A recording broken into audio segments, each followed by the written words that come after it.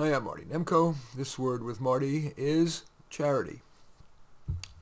Charity is almost defined primarily and by many people as giving to the least fortunate. I believe that if we really care about making a difference, not just virtue signaling, we would give not to the least among us, but to those with the greatest potential to profit, both individually and to contribute to society. I mean, after all, if you had a solar farm and it had 10 locations and there were 10, and you had, you had a solar collector in front of each one, on each one of those 10 locations, and now you had enough money to build an 11th one, you would of course put the 11th one on the area that yielded the most solar energy. And yet when we are giving charity and believe that our best charity is to give to the least among us, we're like putting our 11th solar collector at the location where there was the least solar energy generated.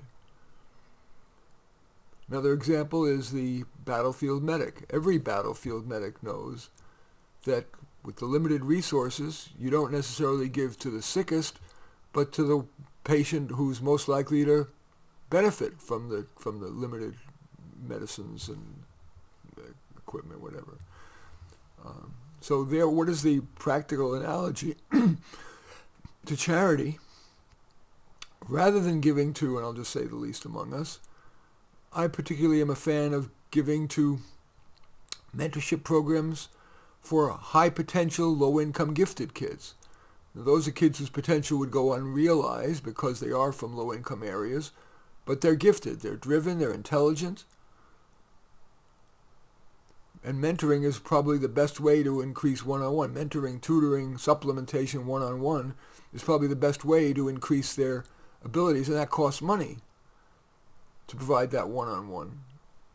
So that would be, to me, an example of if we really care about making a difference, that seems like a much more valuable use of money.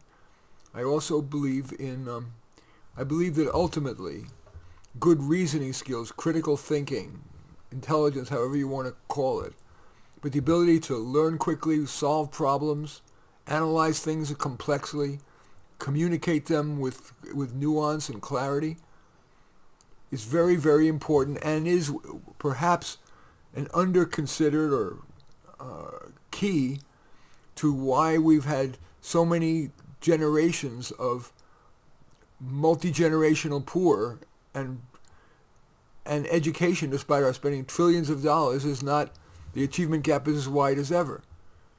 So I think funding the basic foundational, at this point, not practical research, but foundational research to understanding what we could do to improve kids' and reasoning ability, impulse control.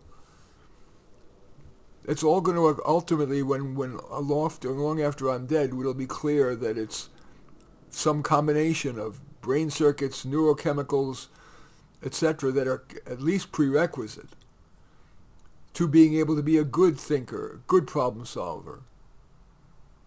But that tends to not get funded because that's long-term research, and the big government entities like to fund things that are going to have results immediately. So I've given some charity dollars to leading universities that have little specific labs that are focusing on the very basics of how our brain works and what could make it work better. That would seem to have enormous implications for improving humankind. Doesn't necessarily help the least among us, it helps us all. It's likely to make the biggest difference. So, my word with Marty today is charity. I invite you, as you think about how to give your charity dollars and your time.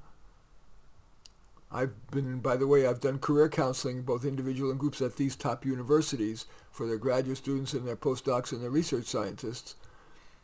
That seems like a great use of my time. I've donated that.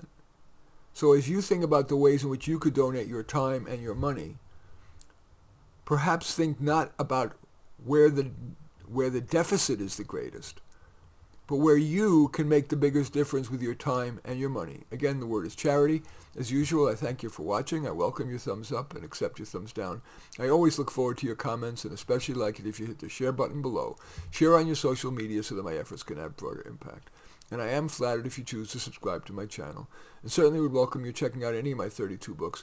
Probably the one that is most relevant is How to Do Life, or Thought Experiments. But all 32 are on Amazon. Just go there, search on my name, Marty Nemko, Nemko, and you will find more than you can stomach. In any event, I do thank you for watching. I am Marty Nemko.